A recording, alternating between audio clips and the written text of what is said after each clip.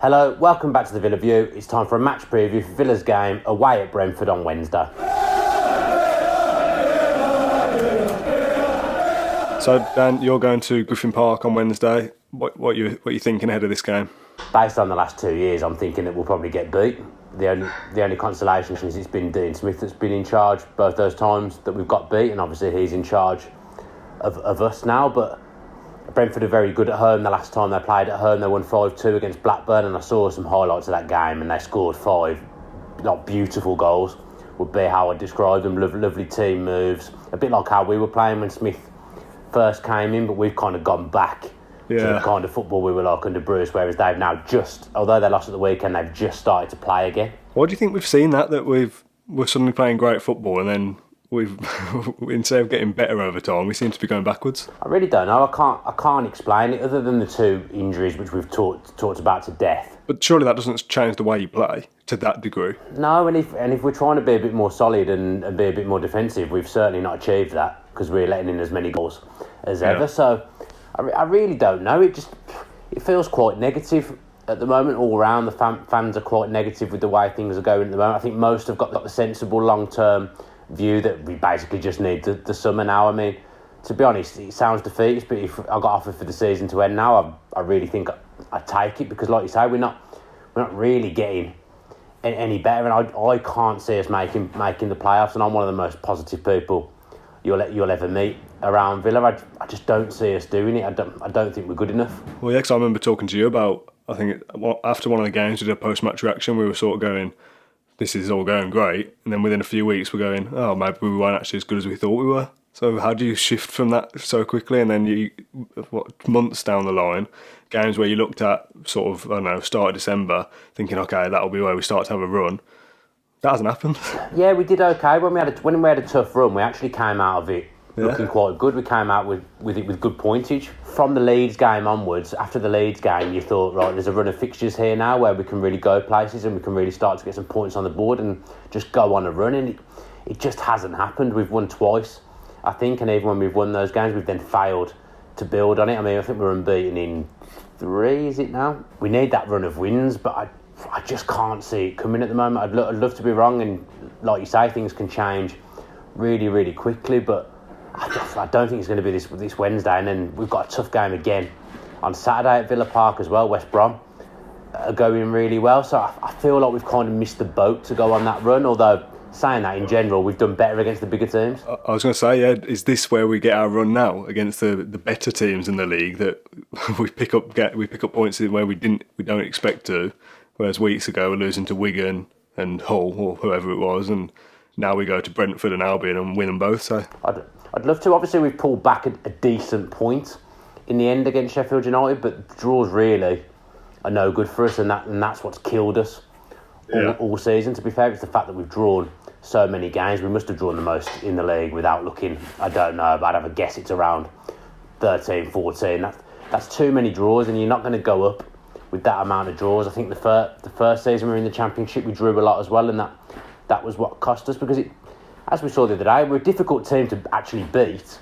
3-0 down, we come back, but we're just not getting enough wins on the board. Let's talk about that Sheffield United game quickly, because I know we didn't really get a chance to speak much after the game itself.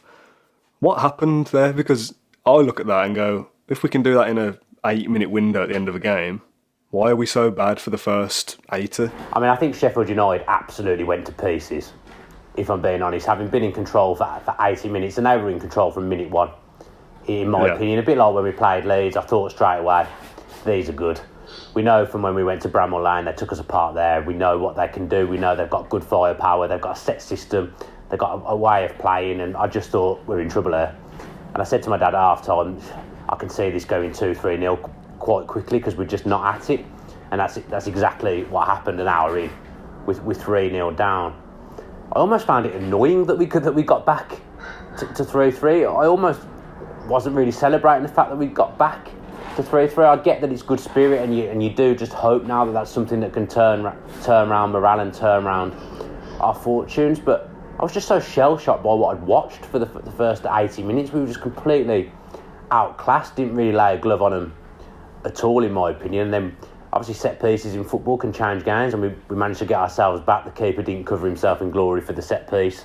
He then didn't cover himself in glory for the second one either, in my opinion, and we've just given ourselves a lifeline. And once we did get the second, you did think, right, is there a sniff now? And Andre Green's obviously popped up at the death, and it's a good goal, and it's great for the boys that they've done that and they've got back. It does show that there is some team spirit there, but I'm just asking questions of that first 80 minutes because we didn't look like we'd met each other before. Why can we only start playing at 3-0 down? Is it because there's some freedom and no expectation? Because, the game's gone, so we can relax a bit now? I don't know what mentality shift happens there, or whether it is just that we nick the one and Sheffield United go, oh my God, this is it, we're going to blow it, and they bring it upon themselves. I don't know. I'm not pointing the finger at the crowd at all, because I think it was a tough watch. I was getting really, really frustrated myself. I was probably a bit more verbal than I usually am down Villa Park, but obviously the crowd started to go. There wasn't loads of people there when we got back to 3-3. A lot of people left as the third went in, so about 65 minutes, 70 minutes. Yeah, a lot of people left. I mean, I think Andre Green put a left-footed cross straight into the crowd, and at that point, it felt like a lot of people just walked out of the ground. So there was just no expectation, was there? I wasn't sitting there thinking we're going to get back into this. I was sitting there thinking this is damage limitation. Now I just don't want to go and get beat 4 or 5. Chris Wilder, I mean, he was quite jovial in his post-match interview, to be fair, on Sky, but he should be absolutely livid, because there was no way we should be drawing that game, getting anything out of that game, because we were just second best the whole way through. So how does what happened against Sheffield United affect specifically the Brentford game first? Because for a large chunk of that game, we were nowhere near good enough, but surely the completing the comeback, that breeds a confidence where you go, okay, let's start over now, and we'll take that into the next game. But surely you can't forget what came before it. So which part does Villa take into that now? Is it a really hard training week and to put right what went wrong, or is it just we're high on confidence and we'll go to Brentford and try and play in the same way as we did in the final 10? I mean, the week would have been leading up to the game would have been a lot better based on the fact that we didn't lose and that we did show that spirit to get back. I mean, for me, he's got to play the team that finished the game. I think the two subs made a difference. I mean, I'm not having a pop at Jednak, but I simply don't think he should have been playing, because he didn't look fit in that kind of game. You know your games for Jednak. It's your Birmingham at home games like that. You know the games, they're going to be a battle. You want to throw him into. You don't want to throw him in after months on the sidelines against Sheffield United, because they're one of the most mobile sides in the league, and like I say, they've got formation. They know what they're doing. They've been playing that way for years, and they've been playing it very well. So it's the last game you want to throw him in. For me, I thought that was a bad decision from Dean Smith, and it showed during the game. And when Whelan came on, we actually got some control in the game, and I thought Whelan did really, really well when he came on. I don't think he ever lets us down, Whelan. You'll have people that don't like him, but I think even his harshest critic would have to sit back and just say he came on and he made a positive difference for Villa. Obviously, Andre Green's come on and scored as well. He didn't come on and was brilliant, I didn't think, but he did enough. He was better than what was on the left wing before him, in my opinion. Codger, I don't even know what to say. The players on the pitch were getting annoyed with Codger. The people in the stands were certainly getting annoyed with him as well. I mean, I think for the second goal, he threw himself to the floor, basically just dived, and then they ran at the other end and scored.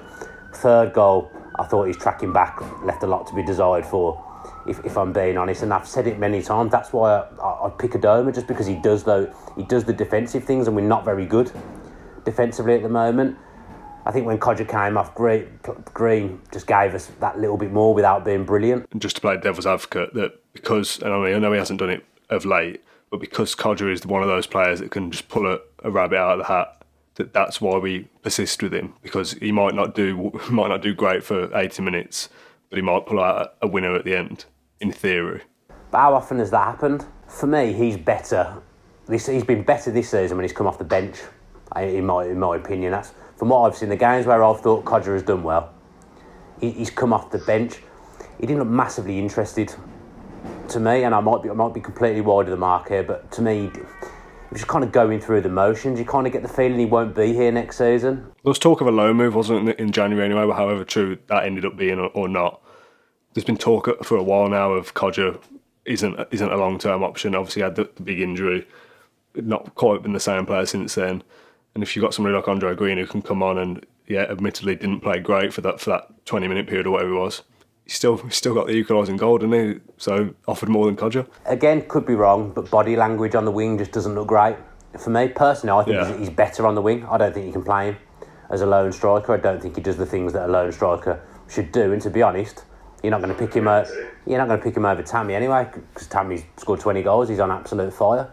I kind of feel like Codger thinks he should be up front just by his body language and sometimes by the positions that he takes up. I mean, naturally he is a striker, so he's bound to come inside. That's what you want him to do on the left, but not when you should be tracking back your man. You shouldn't be standing in the middle of the park when you're the one that should be tracking up the wing, and they've scored from that side. So I just thought he had a difficult day, and the fans' reactions. I thought the reaction to Yednat was really harsh. He was having a poor game, a real poor game. But he's the kind of player that doesn't deserve a reception like that at all, Yednat, because you know he's putting it in. He's just having a bad game. The reaction to the substitutions told you that they were the two that weren't having good games. Talk to me about Brentford a little bit then, because every time we've done a match preview, we've always talked about Dean Smith's style of football and Ryan Wood's. Neither of those two will be on the Brentford side this week, so who should I be looking out for as a danger man for Brentford on Wednesday? And obviously Malpace scored a lot of goals. Yeah, they're just a good team. Again, as I say, I watched the highlights of the week against Blackburn. I think they went 2-0 down and they ended up winning 5-2. Some of the goals were just phenomenal. It was like the whole team was involved. The passing was excellent. That's the thing. I think they are a unit. They're a team. I think their new manager's come in and he's tried to make tweaks to what Dean Smith's done. Obviously, Brentford are this kind of team that whoever the manager is, they'll kind of play the same way, but he's just tried to tweak a few things from what my Brentford mates tell me, and I think it's taken them some time to get used to the slight differences, the subtleties that Frank has made since he's been named manager. But I think they're getting there now. They lost to Forest, I think, on Saturday away, which happens. But before that, they were on a really good run, and they're good at home. And I'm just really, really wary of them. The only crumb of comfort I've got really is that every time I've watched them this season, their keepers look suspect. Bentley and actually Dean Smith. Just before Dean Smith left, Dean Smith dropped Bentley and put Daniels in goal, and then the new managers come in and put Bentley straight back in. But a lot of the goals I see Brentford concede have come from a mistake from the goalkeeper, so they can be got at the back. Obviously, they've sold Metham, who I know that we wanted. He's gone to Bournemouth for big money, so they've got to do some rejigging, which probably hasn't really helped. But they seem to just find players, Brentford. It doesn't matter who leaves. They'll just bring someone else who you've never heard of in, and they'll become a really good player and go off and play elsewhere, and then they'll bring another unknown through. They've just got that good cycle going, Brentford. They've run really, really well. They've run within their means, and the board, the manager, everyone that works at the club, they've got a plan and they know what they're doing. And I think that's kind of what we're trying to get to. Yeah. I mean, I'm talking about Sheffield United being a great side, and Wilder's done a really good job. At the end of the day, he's had multiple pre-seasons to get his messages across, and that's what Dean Smith needs. We're terrible at the moment. We are not pleasing on the eye at all. I'm not enjoying what we're seeing, but I'm not going to get on the manager's back because they're not his players at the end of the day. Yeah. And there will be a lot of changes in the summer. People that are playing every week at the moment will not be here next season. I mean, there's obviously, if we don't go up, Tammy won't be here. He's playing every week, but there'll be other players who are just sold. There's people whose contracts are up, so it's a difficult time for Villa at the moment, and I imagine that's a difficult thing to manage. It's difficult to, when you're planning for the future and you know what you're going to do next season, it's difficult to then try and keep those players happy, and you have to involve them because they're big parts of the dressing room and things like that. So it's a really difficult time for Dean Smith at the moment. For me now, I just want to get through this season, finish as high as possible. If that's top six, brilliant. Let's obviously go all out for the Premier League, but I just don't see us as being good enough. I don't see us in that top six the way things are at the moment. But then again, 2 months ago, Bristol City, nowhere near it, and they've gone on a major run, and now they're in the top six. So there is always just that little glimmer of hope in the back of your mind. But if I'm being honest with myself, I don't see us as being there. How many crazy games have we had at Villa this season where you think, how have we not won that, or how have we got back into that? You mean there was a 5-5. We've had 2 3-3s at Villa Park. That's just off the top of my head. There's been some absolutely ridiculous games. How many late goals have we scored? And that's the annoying thing. We've got the ability going forward. We have it there, but because of the way we're shipping goals, I think we're definitely in the top 3 for goals conceded in the league. We're just giving ourselves a mountain to climb every week, and until that's rectified, I don't see us winning a lot of games. And this is Brentford will score past us. I imagine they'll score multiple goals past us. It's just are we good enough to score more? And without Jack, the goals have dried up a little bit, haven't they? We've not been scoring as many since Jack's not been in the team. No, it's like you say, if you're, I don't know what the actual stat is, but if we're third highest for conceding goals in the league, and you want to be a team that's looking to be 6th or above, those two stats surely can never be allowed to happen at the same time. If you're conceding that many goals, to be anywhere near up there, you've got to be scoring double the amount, even just to try and attempt to win games. If you're going to concede 2 every game, you've got to score 3 a game to win. Occasionally, yes, you will do that, and we scored 3 the other night, and if you score 3 in any game, you probably should be winning it. But like you say, we've had so many high-scoring games and games with late goals and 2 3s, 2 2s. You can't prolong that for a full season. You need to be more solid at the back and be winning 1-0, winning 2-1. And you'll take any win you can get, obviously. But if over a season you're consistently shipping goals and scoring loads, at some point there's going to be a period where they cancel each other out and you just keep drawing all the time. And that's what's happened to us. I think it's just one of those seasons, to be honest, a frustrating season, because you score 3 against Sheffield United, you draw 3-3. We went Reading the week before. We didn't look like we were ever going to score, and then then that week we keep a clean sheet. It's just one of those annoying seasons. We're just not quite there, and I don't think we have been the whole season. Even some of the early games that we won, they were a slog. Wigan at home springs to mind. We've scored a late goal. We've let in sloppy goals, and that's been the story of the season: sloppy, avoidable goals. I thought all 3 goals the other night were avoidable. But Sheffield United probably would be able to say that about ours as well. Yeah, I suppose. Yeah. They weren't brilliant goals, were they? We scored. I mean, very, very rarely is a fan going to sit there and say, good goal from the other team. Really respect what they've done there. But if someone does score a good goal against us, I'll usually sit there and hold my hands up and say that is a good goal. But the amount of times I've sat there and thought, Jesus Christ, that was horrific, Villa. Jesus, how Christ can Villa get? Yeah, and that has been how I felt the majority of the season. Remember that Forest game, 5-5? Oh, some of the goals were horror shows. Yeah. It's just the season, and I say that's why I think we won't go up, because I don't see that just suddenly clicking and changing. I don't see us suddenly snapping into gear and being a really consistent defending well side. I just don't see it. I mean, that made no sense what I've just said, but there we go. Let's finish with a prediction then. Put your neck on the line. What's going to happen Wednesday? I can't see us winning. I hate coming here and predicting us to lose, but negative. I know it is negative, but also every away game I've been to this season, we haven't won anything. So oh god, yeah, you're going, aren't you? Dolan's going as well. Tom's going. All the horror shows are going to the game. All the jinxes. I think Brentford will beat us 3-1. Dan. But it won't be as bad as that time we lost 3-0 there. That really was grim. Just to bring some kind of positivity, or some will probably call it delusion, I'm going to go for a Villa win, 2-1, just to counter you. I think realistically, like I said, against Sheffield United, I think it'll be a draw, but I think, let's just go with it, 2-1 Villa, we'll nick it. The other thing is, Brentford will want to beat Dean Smith because he's left mid-season. I'll give him a great reception because I'll appreciate the work that he's done, and that says a lot for the man. I mean, when I did that video with Stu from Soccer AM, the Brentford fan, he was waxing lyrical about Smith. He didn't begrudge him going. That doesn't mean they won't want to beat him. We took Hogan off him as well. I don't think we were immensely popular. Well, they always get points off us though, so they should be lucky. They should be thankful for that. That's just another factor though. I think they'll really, really want to beat us, and I think they're a side that's capable of cutting us open, and that worries me. Thanks ever so much for watching this match preview, and again, apologies for my negativity. I wish I felt a bit more positive, but long term I am behind Dean Smith. I just don't think we'll win on Wednesday. If you have enjoyed this video, then make sure you're giving it a like and comment below with your predictions as well. And if you're not subscribed to the Villa View with your post notifications on, and if you could do that, that really, really helps the channel grow. Tom and myself will be in the booth on Thursday, the day after the Brentford game, so that podcast will be with you on Friday morning, just before the West Brom game, so I imagine there has to be a preview knocking around at some point as well, so watch out for all the videos coming on the channel in the coming week. Obviously there'll be a fan cams on Saturday as well. Thanks ever so much for all the support you give the channel of the Villa. If you enjoyed that video, why not watch another? Click the video choices on screen now to go and watch them in full. Be sure to subscribe to the channel by clicking our logo there on the left. Easy peasy.